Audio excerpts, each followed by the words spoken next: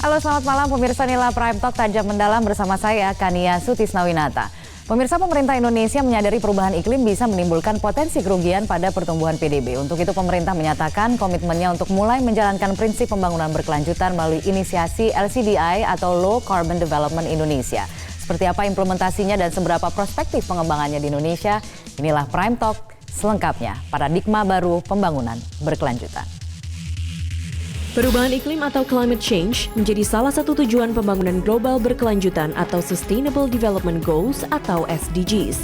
Hasil kesepakatan Paris Agreement yang dihasilkan dalam konferensi mengenai iklim di Paris beberapa waktu lalu, the United Nations Framework Convention on Climate Change 12 Desember 2015 menegaskan bahwa perubahan iklim menjadi isu yang kini sangat penting diperhatikan, yang mengupayakan bersama penanggulangan pemanasan global atau global warming dan menurunkan emisi gas rumah kaca. Komitmen Indonesia menangani perubahan iklim adalah menurunkan emisi gas rumah kaca sebesar 29% dengan usaha sendiri dan sebesar 41% dengan dukungan internasional sampai dengan tahun 2030 melalui upaya-upaya mitigasi dan adaptasi. Nah, kondisi itu mengharuskan kita untuk lebih kreatif, untuk memecahkan, menyesuaikan apa yang terjadi di alam. Karena bagaimanapun kita tidak bisa melawan alam. Kementerian Perencanaan Pembangunan Nasional atau Bappenas menginisiasi Perencanaan Pembangunan Rendah Karbon Indonesia atau Low Carbon Development Indonesia atau LCDI dengan pendekatan holistik, integratif, tematik, dan spasial. Pembangunan rendah karbon mendukung iklim investasi hijau, memperkuat integrasi lintas sektor dalam pengambilan keputusan, serta menjadikan Indonesia sebagai leader dalam pembangunan rendah karbon. Indonesia Climate Change Trust Fund itu bertugas untuk membuat percontohan, tapi tetap kondisi tersebut dapat meningkatkan kesejahteraan secara ekonomi dan kemudian ketahanan masyarakat terhadap dampak dari perubahan iklim. Kita itu mengikuti rencana pembangunan rendah karbon atau LCDI yang dirancang oleh Kementerian PPN Bappenas. Pembangunan rendah karbon Indonesia akan mendukung tercapainya tujuan pembangunan berkelanjutan atau SDGs Goal 13 sebagai basis utama untuk mendukung pilar ekonomi, sosial, dan lingkungan. Ya. Pemirsa, saat ini sudah bergabung bersama kami Menteri Perencanaan Pembangunan Nasional Indonesia sekaligus Kepala Bappenas Bapak Bambang Brojonegoro, dan juga telah hadir bersama kami anggota Majelis Wali Amanat di Indonesia Climate Change Trust Fund yang juga adalah Direktur Climate Change UI, Profesor Yatna Supriyatna. Selamat malam Pak Bambang. Selamat malam. Terima kasih telah bergabung bersama kami. Profesor Yatna, terima kasih telah bergabung bersama kami. Sama-sama profesor sebenarnya ya. Yeah. Tapi saya ingin pertama-tama ke Pak Bambang terlebih dahulu.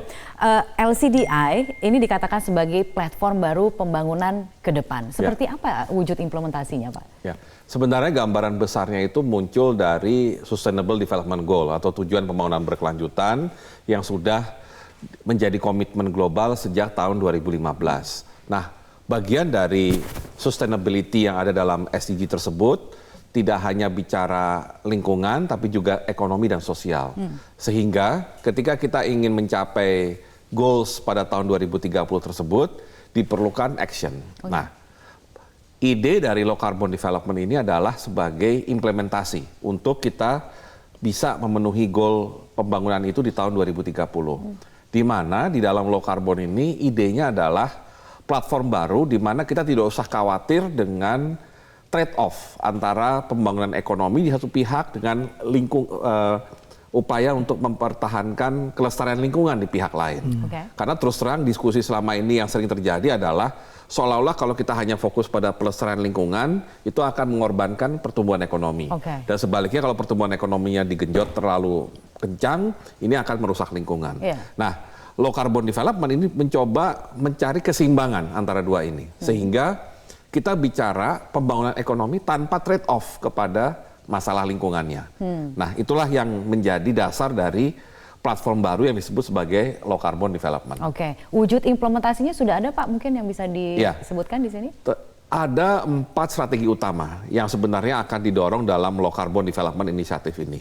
Yang pertama dan tentunya sudah dilakukan oleh pemerintah adalah mencegah laju deforestasi dan melakukan justru reforestasi. Ya, artinya penanaman kembali hutan dan mencegah laju pengurangan hutan. Ini sudah dilakukan misalnya moratorium sawit ya untuk mencegah laju deforestasi.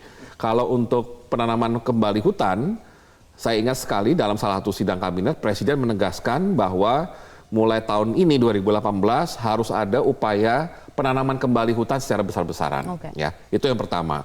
Kemudian yang kedua adalah menjaga kualitas lingkungan hidup itu sendiri, baik udara maupun air. Nah, pemerintah misalnya sudah mulai jalan dengan Sungai Citarum. Ya, karena kualitas air itu demikian buruk sebagai akibat dari polusi yang luar biasa, sehingga harus ada upaya penanganan yang lebih serius. Ya, kemudian yang ketiga adalah meningkatkan produktivitas pertanian, sekaligus efisiensi pemanfaatan sumber daya alam. Ya, artinya kita mencegah, kalaupun kita ingin memproduksi hasil pertanian lebih besar, jangan sampai itu kemudian kebutuhan lahannya sampai mengorbankan wilayah hutan misalkan. Jadi kita fokus pada produktivitasnya.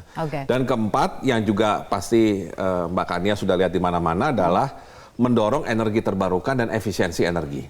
Ya, itulah 4 strategi yang tentunya sudah mulai dilaksanakan, tetapi kita inginkan 4 strategi itu dijalankan secara optimal sehingga kita tidak lagi harus bicara, orang tidak harus ribut antara yang pro lingkungan dengan pro pertumbuhan ekonomi. Baik. Saya ke Prof. Yatna dulu kalau begitu untuk mengomentari mengenai penerapan LCDI ini. Jadi apakah ini memang merupakan jawaban begitu atas solusi penanganan perubahan iklim di Indonesia?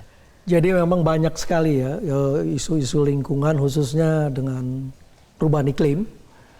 Dan memang betul Prof. Bambang tadi mengatakan bahwa seringkali dikotomi antara ekonomi dan lingkungan itu selalu ditabrakan. Sebenarnya tidak. Kalau kita mulai dengan low carbon development, itu kita jelas mengurangi emisi kita yang memang sehari-hari kita maupun emisi dari perusahaan, emisi dari mana saja kita bisa kurangi. Sehingga sebenarnya tidak harus bentrok seperti tadi. Ya tadi dikotomi itu. Jadi sebenarnya lebih baik dari mulai awal kita sudah mulai mengembangkan LCDI dari mulai berbagai aspek. Kita biasanya sekarang ini di ICCTF itu ada proyek-proyek percontohan. Proyek percontohan karena memang kita harus betul-betul melihat dari percontohan. Orang tidak akan bisa melihatnya abstrak begitu. Tapi harus dilihat konkretnya itu, dulu begitu ya. Konkret misalnya Sri tadi dibicarakan. Yang nanti akan kita tayangkan di segmen berikut, tapi kita harus jeda terlebih dahulu ya Prof. Akan kita lanjutkan perbincangan ini sesaat lagi. Pemirsa tetaplah bersama kami.